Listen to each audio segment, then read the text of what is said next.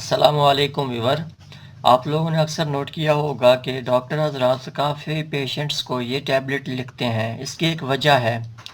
दोस्तों, आपने नोट किया होगा अगर कोई ऑपरेशन का मरीज़ है, जिनका कोई ऑपरेशन हुआ है, सर्जिकल ऑपरेशन हुआ है, तो डॉक्टर हज़रात उसको लिखते हैं। या बाज़ औक़ात कोई एडिमा का पेशेंट है, उनमें सोजिश वगैरह हो गई है, उसके लिए भी इसको लिखते हैं। बाज़ औक़ात कोई पेशेंट है जिनको डिलीवरी के वक्त उनको सी सेक्शन की ज़रूरत पड़ी है डॉक्टर को, या बाज़ औक़ात किसी का यूट्रस को रिमूवल के लिए उन्होंने कोई सी सेक्शन किया है। दोस्तों, इसको टूथ एक्सट्रैक्शन के लिए भी इस्तेमाल कर सकते हैं। बाज़ औक़ात कोई सॉफ्ट टिश्यू में इंजरी हो जाए, उसके लिए भी इस्तेमाल करते हैं। या बाज़ औक़ात जो हमारी हड्डियाँ हैं उनमें किसी भी किस्म का फ्रैक्चर हो जाए, या जो हड्डियाँ अपनी जगह से हट जाएँ, डिसलोकेशन हो जाएँ, उसके लिए भी इसको इस्तेमाल किया जाता है।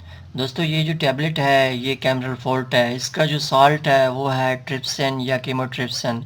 दोस्तों, ये एक किस्म के एंजाइम है। एंजाइम का जो काम है वो ब्रेक डाउन करना होता है।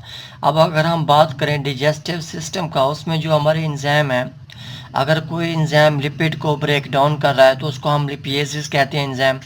और अगर कोई स्टार्च को ब्रेक डाउन कर रहा है तो उसको हम एमिलेसिस कहते हैं।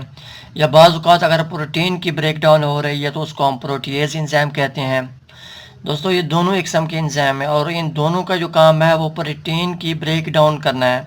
अगर दोनों एक साथ पे हों तो इनकी एक्टिविटी मज़ीद हाई हो जाती है।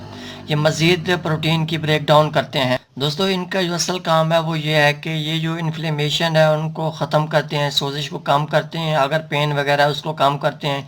ये एक किस्म की एंटीऑक्सीडेंट प्रॉपर्टी रखती हैं।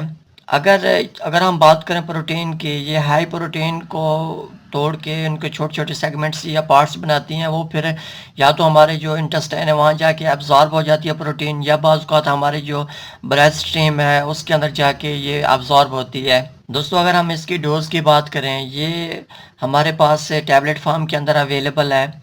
अगर हम इसकी यूनिट की बात करें, ये 1 लाख इंटरनेशनल यूनिट के हिसाब से इसकी डोज़ है। और दूसरी बात ये है कि ये एक किस्म की कोटेड टैबलेट है।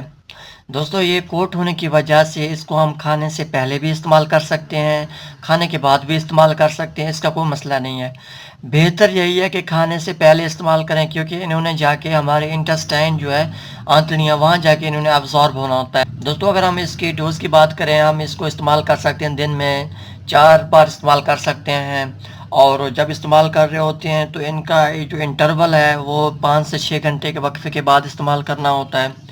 दोस्तों, आप लोगों को ये इल्म होना चाहिए कि वो बच्चे जिनकी उम्र 1 साल से कम है ये उनके लिए नहीं है। दोस्तों, आप लोगों को कुछ बातों का इल्म होना ज़रूरी है। आप कोई भी टैबलेट हो, सिरप हो, या कोई भी मेडिसिन आप इस्तेमाल कर रहे हैं तो आप लोगों को ये इल्म होना चाहिए कि कोई भी मेडिसिन हो उसके side effect, adverse effect, drug drug interaction ज़रूर होते हैं। बेहतर यही है कि आप कोई भी मेडिसिन खुद साख्ता इस्तेमाल ना करें या किसी के कहने पे इस्तेमाल ना करें। उस वक्त इस्तेमाल करें जो एक रजिस्टर्ड प्रैक्टिशनर है या जो भी रजिस्टर्ड क्वालिफाइड पर्सन है, आप उनके कहने पे कोई भी मेडिसिन इस्तेमाल करें।